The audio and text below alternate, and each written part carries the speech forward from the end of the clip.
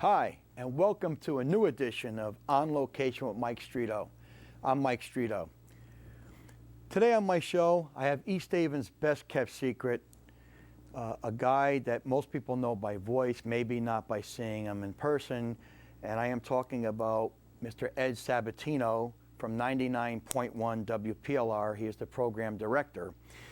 A few months ago back, I got to work with him as he hosted the Mr. Gambardella fundraiser at the East Haven High School. And he has told me he likes my show. I was really taken and amazed. And anyways, here we are. We're going to actually do a show today. So I came up with a lot of great questions, and hopefully they're questions that that people out there, the viewers, would ask a guy like Mr. Sabatino. So sit back and enjoy.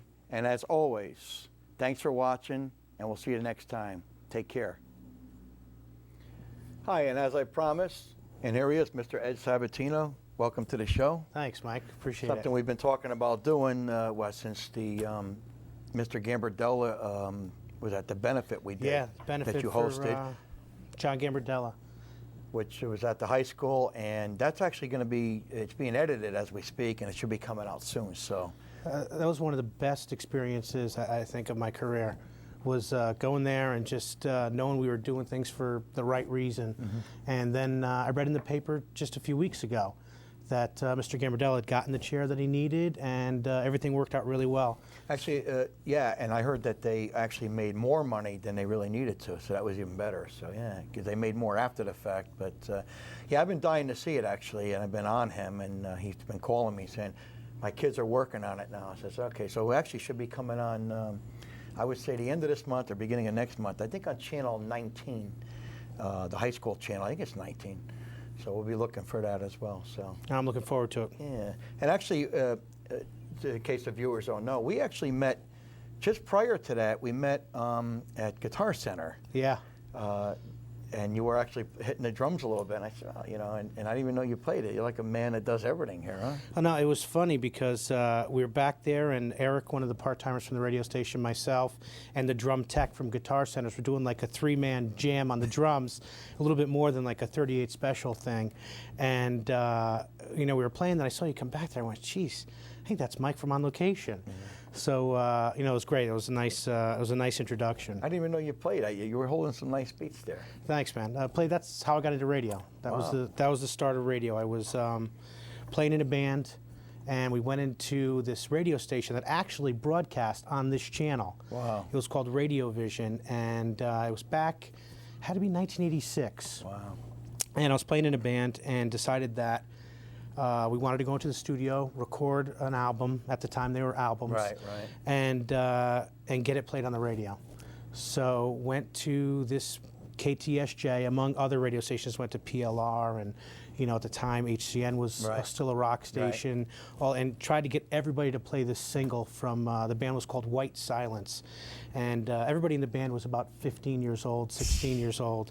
And we recorded, tried to push it, couldn't get any airplay. This guy, Bill Elliott, that ran the radio station. Now, what used to happen on this channel was ads ran, just scripted ads, and in the background there was music.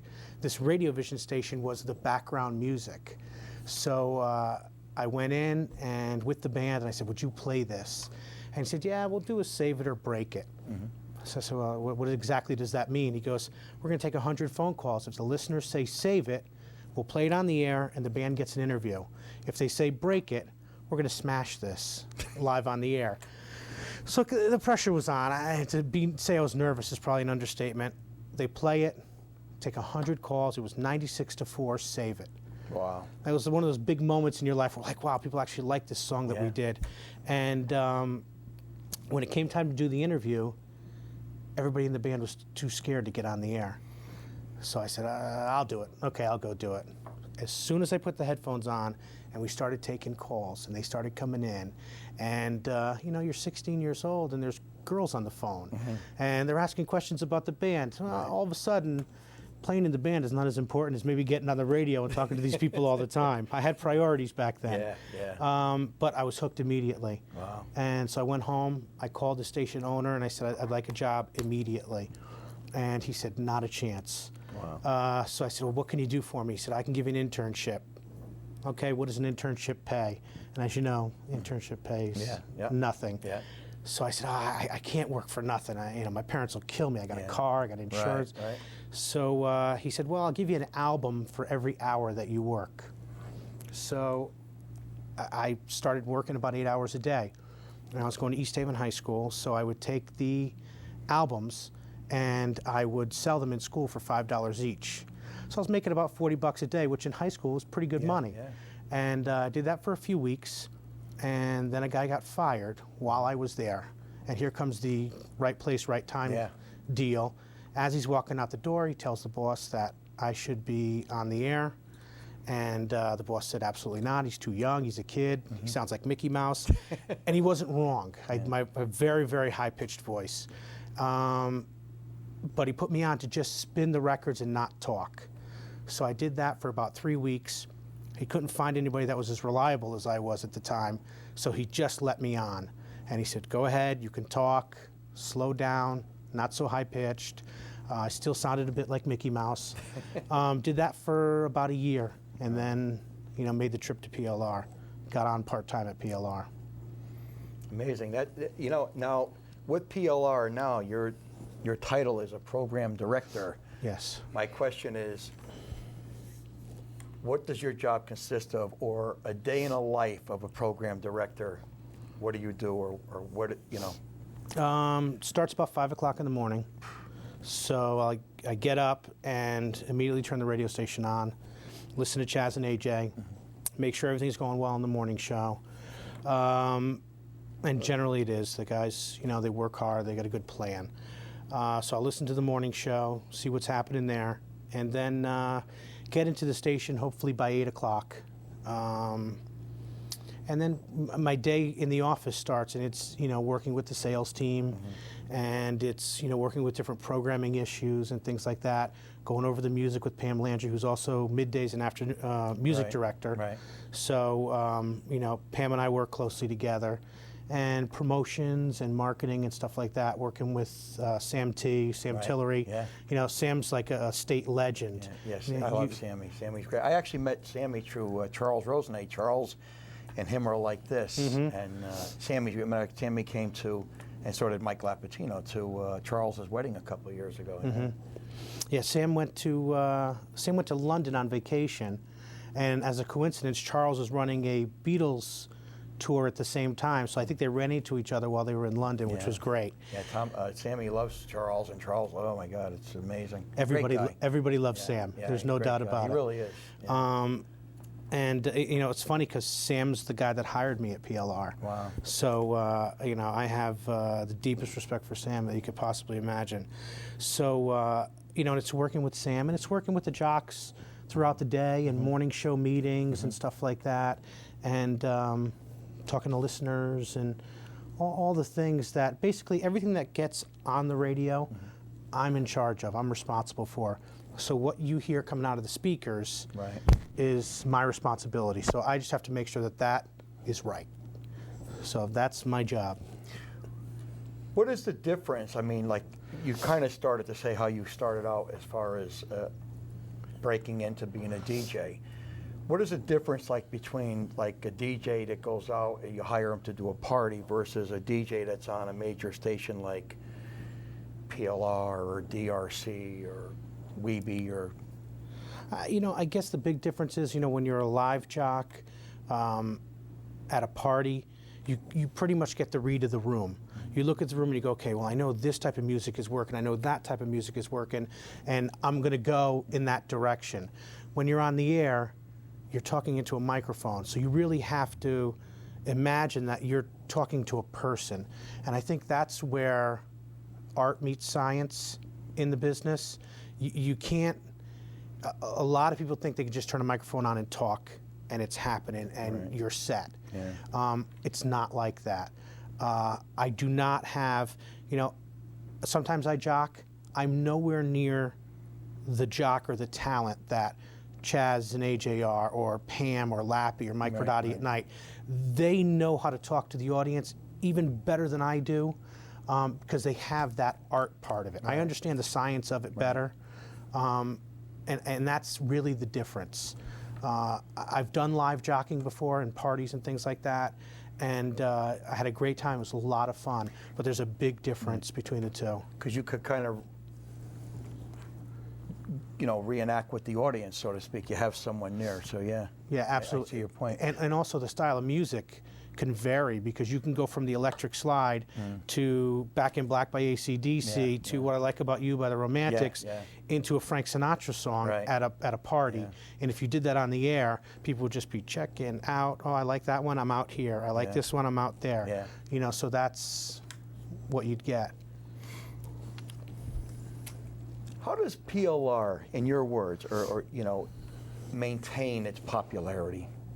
Or it's like, since you've been on, I can't ask you way back, but since you've been, what is the secret, or what is the ingredients that keeps them? Consistency. Consistency is the key to PLR. 1971, PLR went on the air as a rock station, and you had legends. You had the Rick Allisons, you had Gordon Weingarth, you had, Mark Kaplow in the later years, Doc Rock, Bob Neri, who lives in Brantford, a great guy. You just had heritage teams who really understood the audience. Just went through, and I edited a bunch of stuff for this Legends series that we did. I met a guy who collected a ton of old PLR audio. Wow. And I went through and I edited it, and a lot of it was music, but there was a lot of, jock breaks. So I kind of pieced that stuff together and threw it up on the website. But just sitting back and listening to it, they captured the 70s. They owned it. And then the 80s, still they owned it because of who they were. The music was starting to go in a bad direction. Yeah. In the 90s, it really went awry until grunge came back in. But the constant was the staff and the people and the outreach into the community. If there's one thing that you can say about PLR, about why we became who we are, a lot of it has to do with Sam T. Sam's relationships, because he got us into places. He gets us in front of a lot of people, and the staff loves it. So everybody gets out, everybody shakes hands, and it's really important to what we do to know who our audience is, and it really works out well, because if your audience feels like they know you and you know them, it's going to carry you a long way. I like that thing you're doing with the Stone Man tapes and stuff, all that stuff. That actually brings me back. I mean, I remember listening to, I'm dating myself here, but that's all right. But yeah, I remember listening to that stuff. It's just great that all that stuff is surfaced, I searched, and I've been at PLR. I was at PLR for about 8 years, left for a few. I've been back for 4. And for the past 4 years, I've been searching for audio. And until I met one guy in Shelton who had all this Stone Man audio. And the tricky part was there were not a lot of breaks. A lot of it was music. But the little jewels that were there with the mic breaks were just great. In the emails that we got from listeners saying, we brought back such memories, and it feels so good to hear Stone Man again. Yeah. He's a legend, and he always will be. We put those things on the website, and the New York Times did a write-up on it. Okay. So, and that kind of tells you the reach of Stone Man, of the power of Stone Man. I mean, if you're in your 40s or even early 50s, you know who Stone Man is if you grew up in this area, or even Long Island. It's amazing. My next question was, we talked about Sam Tillery and Pam Landry, Mike Lappy.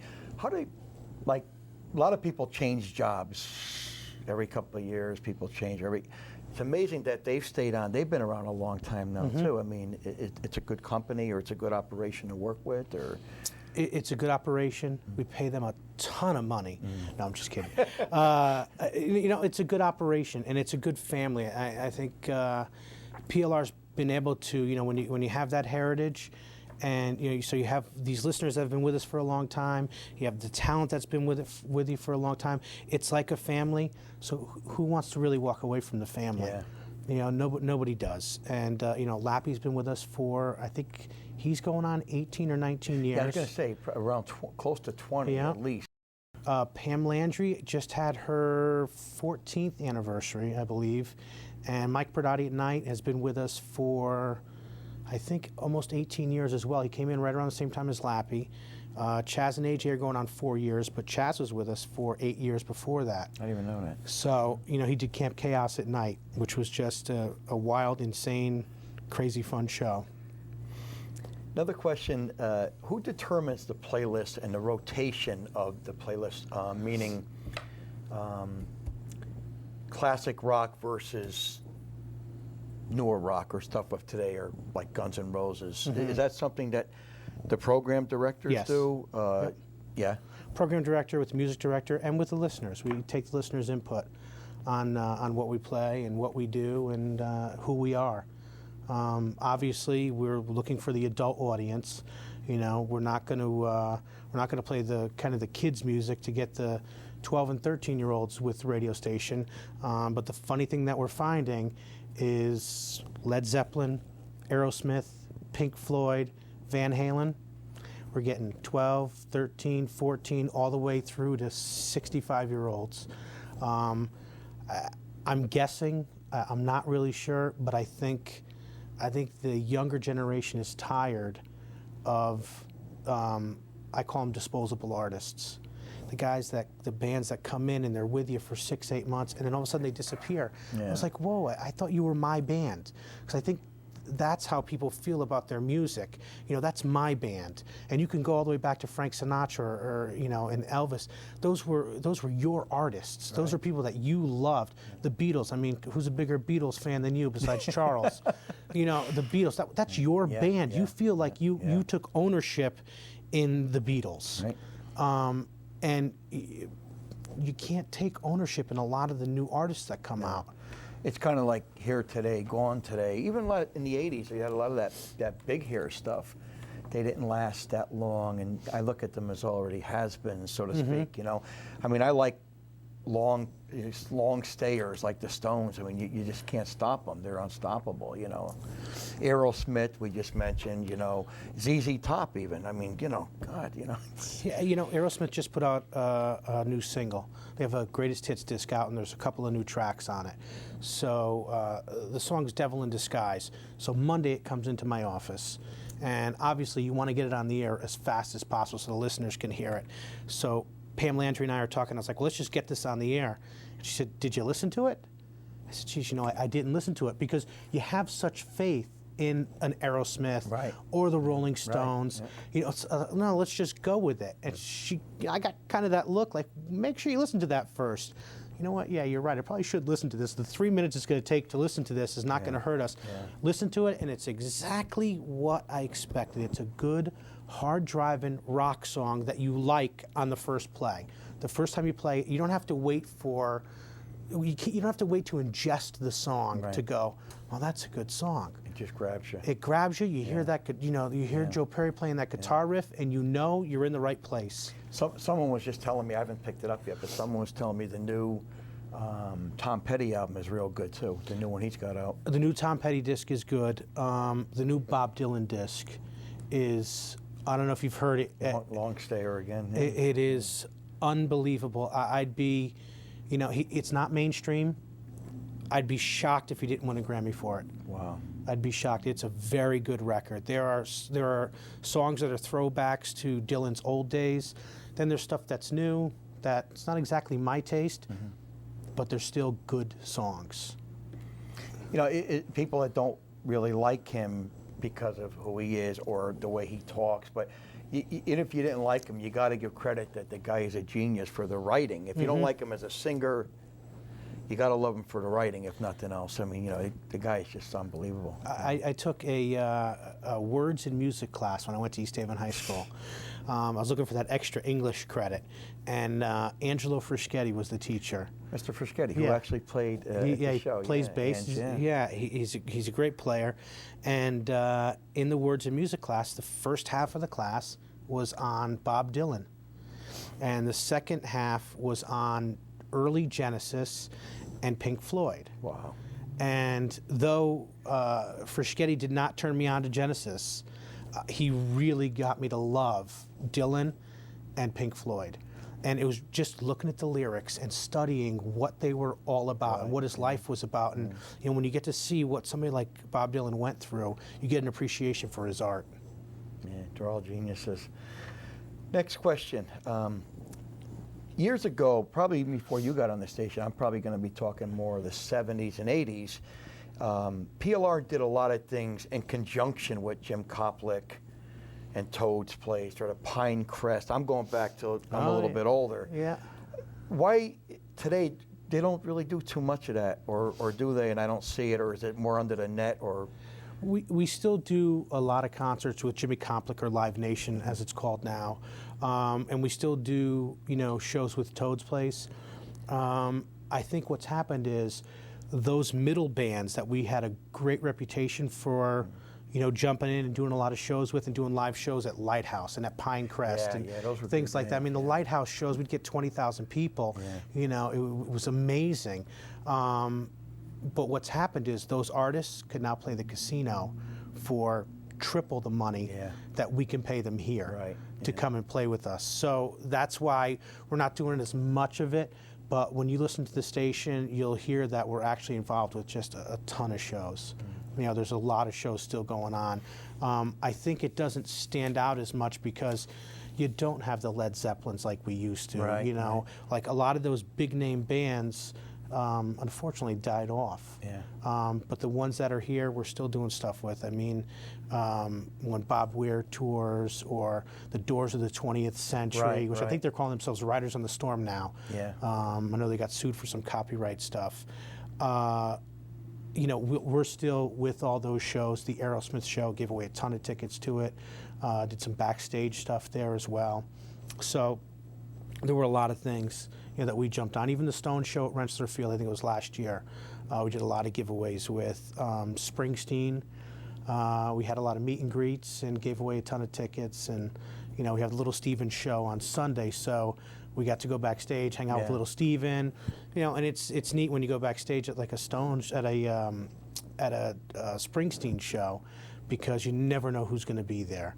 One time Vincent Pastore's back there from The Sopranos, and Max Weinberg all of a sudden shows up, and Steven's there, of course, and you see different guys from The Sopranos walking in and out and stuff. So it was pretty cool. It's a nice fun event. Fun event, a great place to bring our audience. Speaking of celebrities, we talked off camera one time about, I started to say to you, a favorite celebrity moment, and you started to say the Stones, and I said, hang on, let's talk about it on the air. So, I mean, some of the people that you met, and but we could start with the Stones. You haven't seemed like it was burned into you a lot. The Stones left a mark on me like you couldn't possibly imagine. It was one of those things where it was last minute. And so I went to New Jersey, went to Giant Stadium, and they bring you underneath the stadium, and all of a sudden it's like a whole world. It's not a regular backstage is usually one room. There's a few drinks, the band comes in, you shake a couple of hands, and they pretty much whisk you off. It's not like it used to be years ago. The climate for backstage has definitely changed. The Rolling Stones brought the old climate back, and I think that's what was most attractive about it. You walk down and there's buses everywhere, and all of a sudden when you come through them, there is a bar, a restaurant, a pool hall, a video arcade, and a lot of bands have masseuses. But there were rows of them. I mean, it was just like it was like a chiropractic office. And then they had a room that they brought us in, and inside the room, they had food, drink, the whole bit. We go inside, and there were only about 5 or 6 of us. So usually when you're going to meet a band, you're in there with 20, 30 people. So it's a quick handshake and move on. Or maybe, can I take a picture of what you do it a quick picture thing? It is. It's like a cattle thing. Move on. It's exactly like that. Yeah. All of a sudden, you hear these guys talking, and I said, "Geez, that's definitely Mick Jagger. I know that voice." They all walked in together, without security, because they treat the backstage like it's their world. It was like the Rolling Stones city underneath Giant Stadium. And when they walked in, it was just like you had friends walking in the room, and everybody was really glad to see each other and got to talk to everybody and say hello and hang out, take pictures, laugh, joke. Yeah. It was really the best, one of the best backstage experiences, you know, I've ever had. And obviously, you know, being a kid, listening to rock music my whole life, to meet the Rolling Stones, that's a lifelong dream. I seen them at Giant Stadium once myself. I don't know if it was the same year or not, but I've seen them there. And Jagger's just got so much charisma and personality, and he's just got so much energy. You know, it's just amazing. They're great. It's just amazing.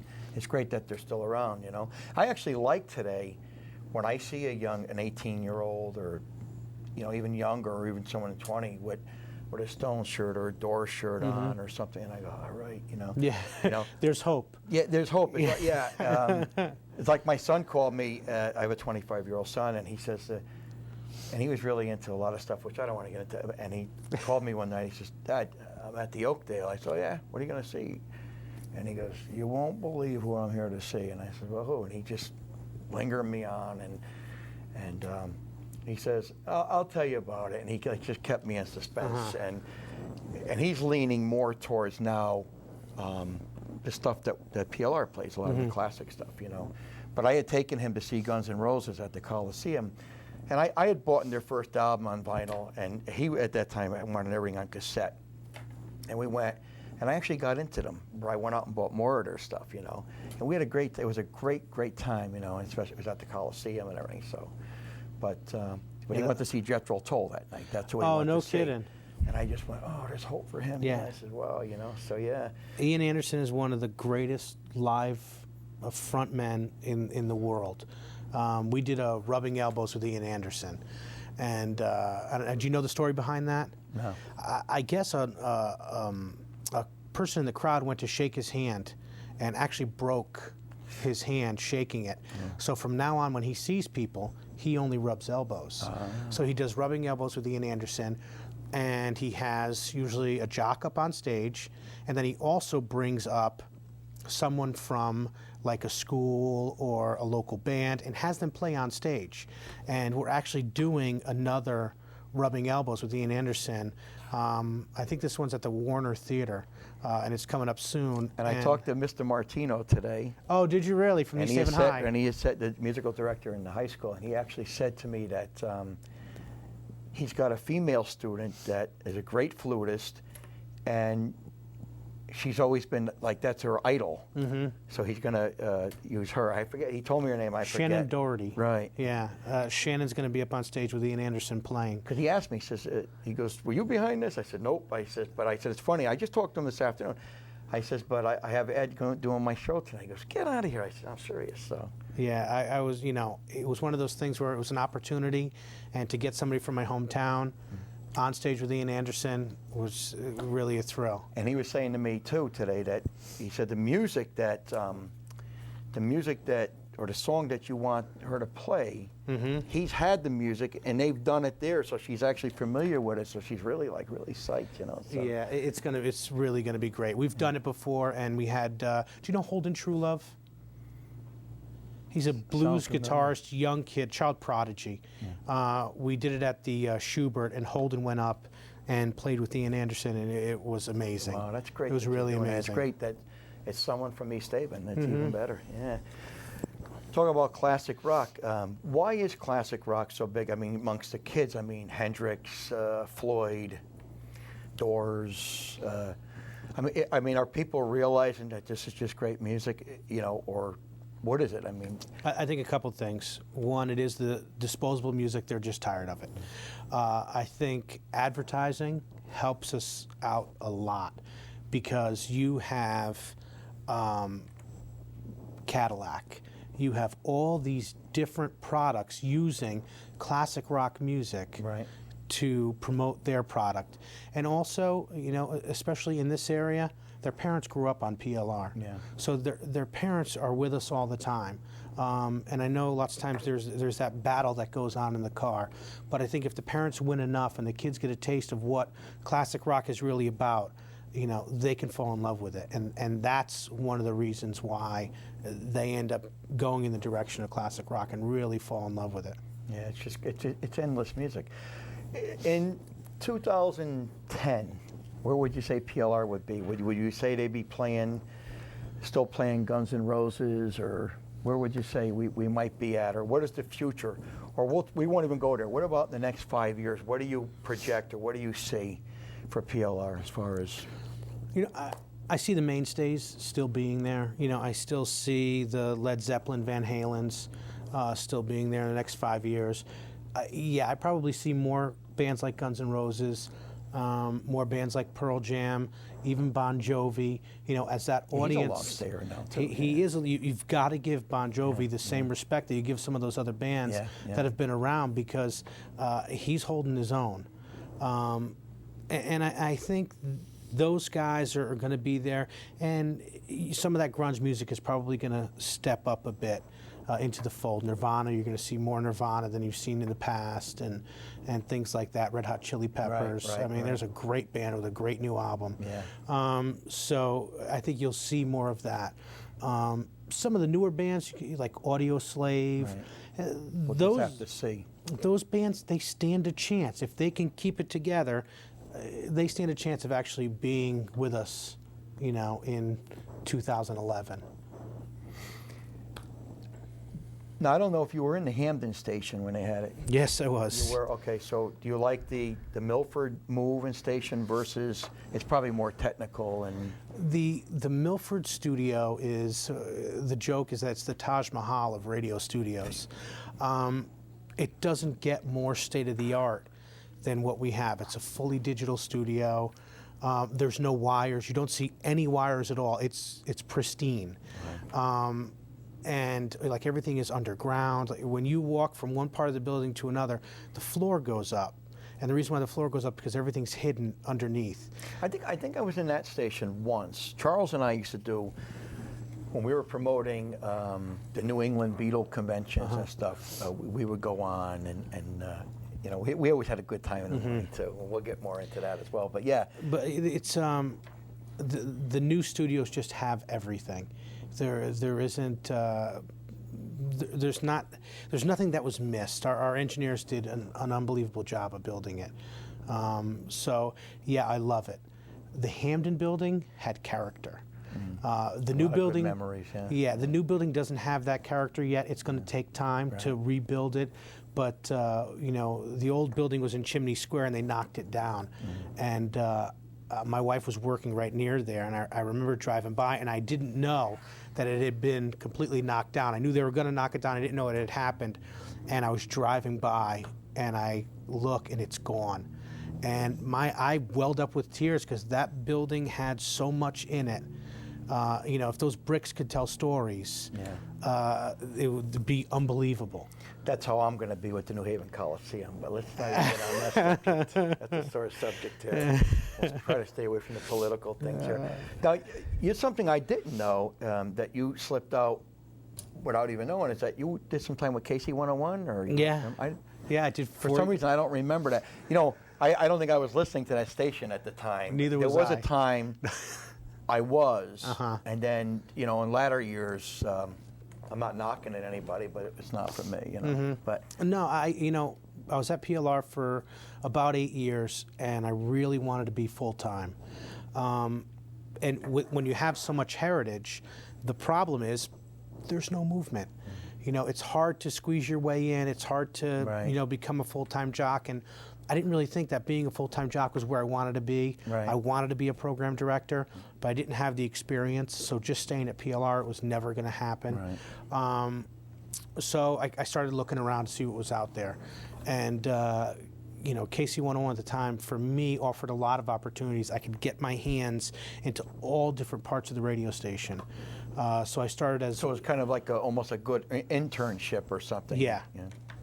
Exactly, and like, you know, getting paid for it, which made it even better. So I got my hands into the research and marketing department.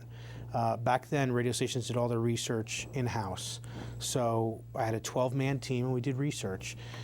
Glenn and Pat, they were the morning shows. Glenn Beck and Pat Gray. and Pat left. And at the time, I was the only one that had like comedy radio experience, because I used to do Camp Chaos at night with Chaz, who now does the PLR morning show.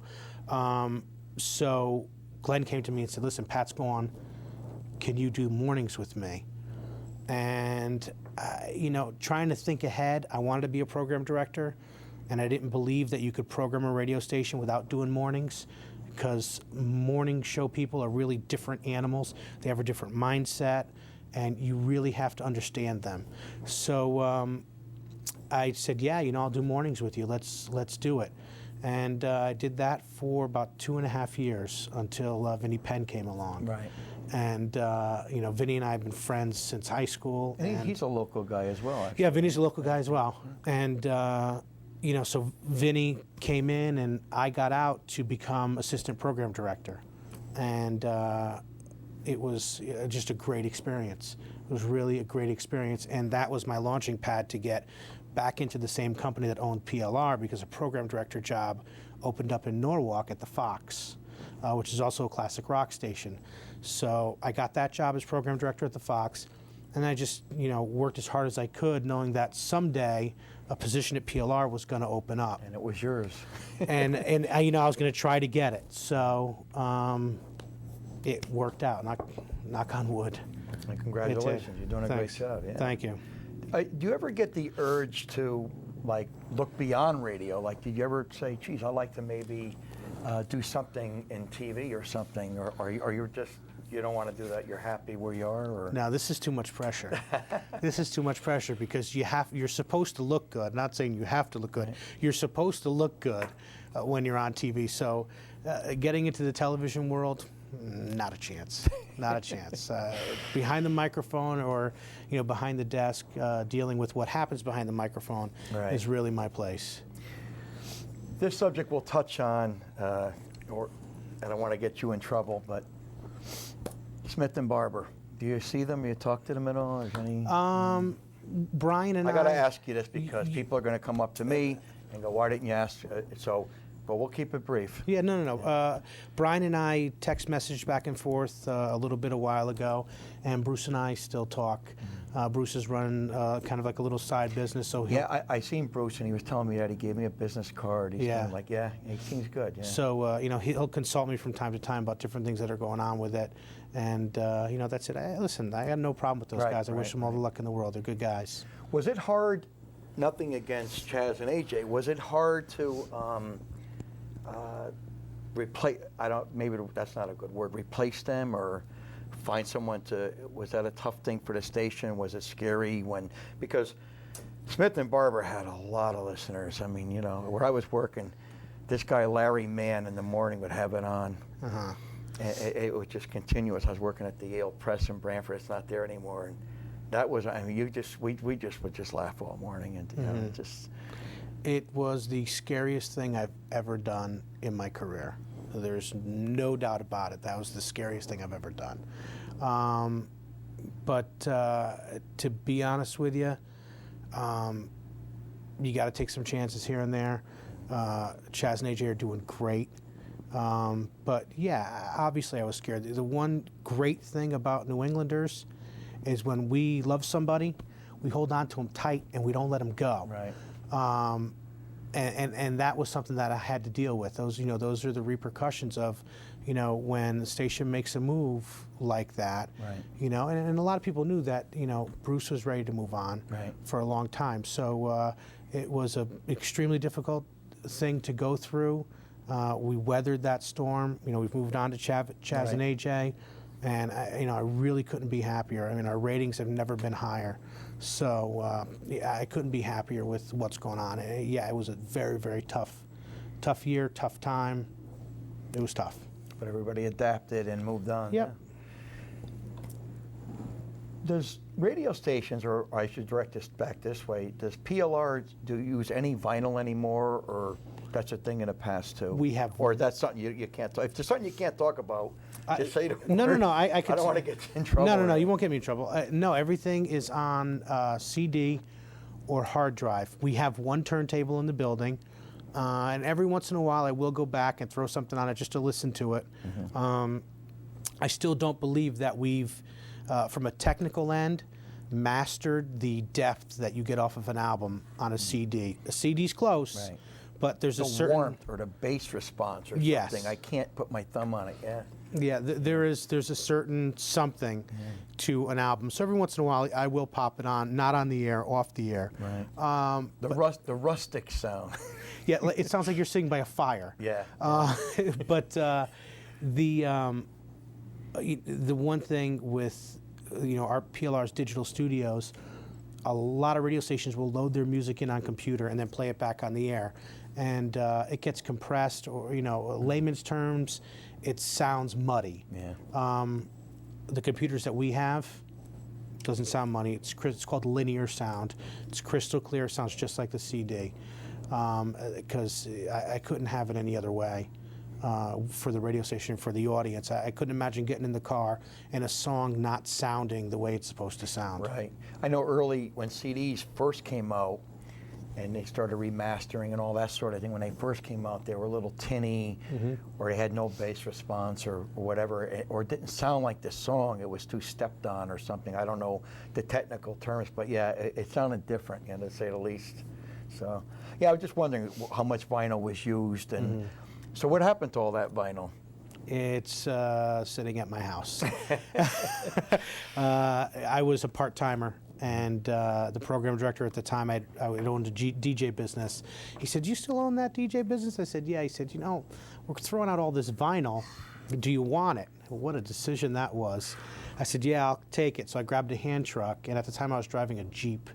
So I took the top off the Jeep and I just filled it up as high as I could and got everything in, and I have every album from the old PLR library. And that's got to be interesting because some of that stuff had the promos. There were promotional albums, and They're almost all promotional albums. And I think my favorite part of the albums is not the actual album. Back in the day, the way it worked in the studios, on each album there was a piece of paper taped to the front of it, so you really couldn't see the album artwork. But on that paper in front, all the DJs would sign and write down what time they played the song. Wow. And on the flip side, or if the album opened up, inside they would write reviews of what they thought of the album. I loved just going through them all and looking at what all the old-time junk, what Stone Man used to write on the albums, which was barely legible. And just, what Mark Caplow had written, and Rick Allison, and all these, legends who have come through, just the different notes that they put, on the albums. It was a great learning experience, just to get an idea of what they heard when they listened to stuff. I think back then, too, even people that were in real record stores, like Cutler's, are still going and stuff, but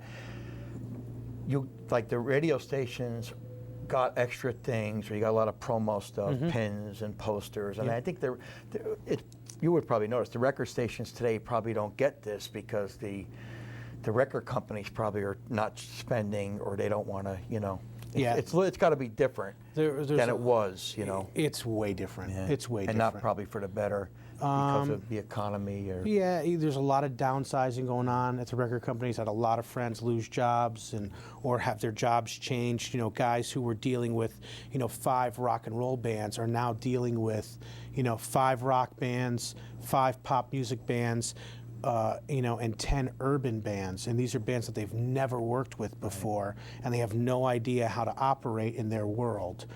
So it's a real struggle. But it's consolidation. It's what happens. We all adjust to whatever our new world is. And I think if you can't adjust, you have to get out. Yeah. So it's very different now than it was in the past. I noticed that a lot of rock celebrities or musicians are getting into being jocks. David Lee Roth supposedly. Yeah. Well, I don't know if he was on WCBS. I know Mickey Dolenz from the Monkees was actually doing it until they axed, whatever they did. I don't know the technical term, axed everybody. But there's a lot of people getting into that, the celebrity type of thing. The guy from the Partridge Family there, Bonaducci. And Danny does a nice show. I mean, it's not a nice show, but he does a good show. Off the wall show. Yeah, it's off the wall, but he understands radio. And I think that's where kind of Dave David Lee Roth went wrong. He didn't really understand radio, and how are you going to get him in there to replace an icon? And when he did, I think he didn't really get it. And when he listened to the show, it was, or maybe he needed more time or yeah, something. it was just, it was very painful to listen to from a radio standpoint. Mickey Dolenz did a nice show. It wasn't bad. But I think of the celebrities that do shows, Danny Bonaducci's show is one of the best. That's amazing. Isn't that surprising? Yeah, it is. It really is. Now, you must be familiar with a lot of other jocks from other stations, like Danny Lyons. Oh, yeah, I know Danny. Danny's a great guy. Yeah. Great guy. Danny, Charles and I put a record out in the 80s when Lennon passed away, and Danny took the other side. At the time, I think he was with KC 101? I forget who he was with. I know he's with Weeby now, I think. Yeah, still. but I think back then he was probably with KCI. KCI, that's what it was, yeah. So you talk to these people? It's okay for you to talk to them? Oh, and absolutely. stuff, yeah? You know, it's funny because a lot of people will say, well, don't you hate those people, you know, at KC 101, they're your competition. You know, the answer is no. We're not really fighting the same battles. Right. You know, we're a rock station, they're a hit music station. You know, Danny's station is kind of an older radio station, you know, is a bit older than we are, probably leans more towards the female end of the spectrum than we do. So, you know, these guys are our friends. These guys are all our friends. And the radio business is so small, you better be friends because you may need them someday, or you may want to hire them someday. So, you know, and I learned that lesson when I left PLR the first time, and I was a kid and I wanted out and I wanted to get more experience and learn more. So that's why I left, you know, and went across the street. But I made sure that I didn't burn that bridge. That was actually smart at PLR. And then the guys at PLR were the ones that got me the job in Norwalk to come back to PLR again. So you can't burn a bridge in this business. It's way too small. Off the camera, or the other day when we talked, I brought up Mike Stevens, and I was surprised you knew him from DRC, and I guess that's Bloomfield there. Yeah. And I was amazed that you had said he had called and you just talked a little bit. I don't know why, I just didn't make a connection that... As a program director of a radio station, I'm always interested in talking to talent. Mike was doing mornings. With Beth Bradley. Yeah. And now it's the Cadillac Man, right? Yeah. And then Mike was on the beach for a while. So, you know, I just touched base with him a few times, see how his search was going. You know, I think he's a good guy. I like the way he sounded on the air. I didn't have anything for him, but if I could have helped him in any way, you know, I would have. And then he got rehired to go back there and do the night show. And, you know, I understand he's pretty happy. So, you know, that's good. I'm happy for him. So I try to reach out when I hear that somebody good, you know, is on the beach and not working, just to check in with them and see what's going on. And lots of times these guys may need a studio to work in, things like that, because they don't have studio access, because it's all about putting a tape together. Once, you know, you're let go from a radio station, you need to put a tape together. So you may have... sell yourself again. Yeah, you may have all this audio, but it's on 50 different cassettes or 50 different CDs. Right. Wow, I got to put this together if I want to work. How am I going to do it? And not everybody has a home studio. That's kind of like a promo package, so to speak. Yes, exactly. It's your highlight reel. Yeah, you know, it's funny. Similar to yourself, I was at the Oakdale, some oldies show at DRC, and he came up to me, and I was really amazed. He says, "Mike Streeto," and I said, yeah. And he says, "I listen to your show." And I said, "Really?" Or I watch your show, and I was amazed because, but I was going out more that way at the time. My show went all the way out to Wallingford, and that's where he lives, I think, still in Wallingford. So I was just amazed that he had said that. You know, I just looked at him kind of like almost bigger than life, so to speak, just the way I'm sure people come up to you and go, "Wow, you're with PLR, wow," you know, it's your job. It's a hat you put on in the morning, you know, it's what you do, you know. Yeah, no, it was funny because you were surprised when I said to you that I watched the show. Yeah. And I've seen you a bunch of times, and I thought, oh, he doesn't realize that we actually watch TV and catch everything that's going on. But yeah, you know, when you do this or when you do radio, you're in the public eye. So when you go out, you have to be prepared for people to say, "Hey, I know, blah, blah, blah," and have conversations and talk about it. And I think it's the only way that you really get better at what you do is talking to the people who come up and say, "I saw you do this," or "I heard you do this," or "I heard this on your radio station," "I watched this on TV." that's the only way you're going to get better at what you do, is taking everyone's input on things.